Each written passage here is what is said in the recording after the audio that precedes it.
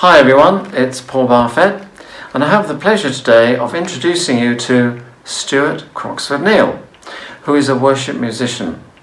Now Stuart has been gifted by God in the area of music, and he has been also heavily anointed by God to play the keyboard for times of worship.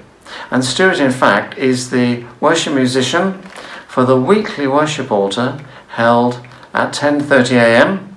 each Saturday in the Exodus building in Lisburn, which is in County Antrim here in Northern Ireland. And I want you to have the privilege of hearing Stuart talk to you about why worship is so important to him and why it's his priority in life now, not only to worship himself, but to have the privilege of leading others into that deep place of worship, which is not easily found even by long-serving Christians. So I hand you over now to Stuart. Thank you, Paul, and it's a pleasure to be here this afternoon. And I have known Paul for about 3 years, and would recommend that you attend one of his sessions on worship altars at your earliest opportunity. I found them very deeply motivating and inspirational. So quick plug there for Paul. A little bit about my background. I was fortunate to be born into a musical family, and I went to the Royal College of Music in London for a number of years as a classical education, learning the piano and cello and then the acoustic guitar. So that was a very good grounding for me that I believe God allowed to happen. Worship for me is more than a gift. I believe worship is more about, I believe it's a language. It's a mechanism through which God speaks to us and we speak back to God. Our hearts speak to God as we worship, as we lay ourselves down. So my musical abilities really do support what I do and how I can worship. But it's not, you don't have to have gone to a college to learn music or to have had that kind of training to be able to worship the Lord. It's really about how what your heart is doing.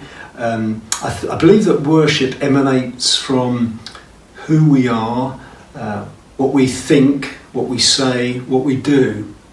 If you consider some of the references in the Old Testament, and taking David as an example, he would have in total abandonment be worshipping, singing, dancing to the Lord. And it's really, for me, when we're in the position where we're in total obedience, serving Elohim, the Lord, that we can then offer the worship that he deserves, that he expects, that he's designed and created us to be. What was very significant in, as I mentioned, meeting Paul Barfett was the teaching on the worship altar. Now, an altar, and in some translations, is known as a slaughter place, a place where there is actually death and something is killed.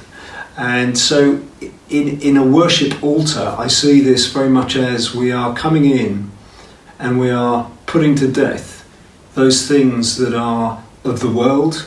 They may be things in us that are displeasing to the Lord, and there may be parts of our lives that are sinful that we have to put aside.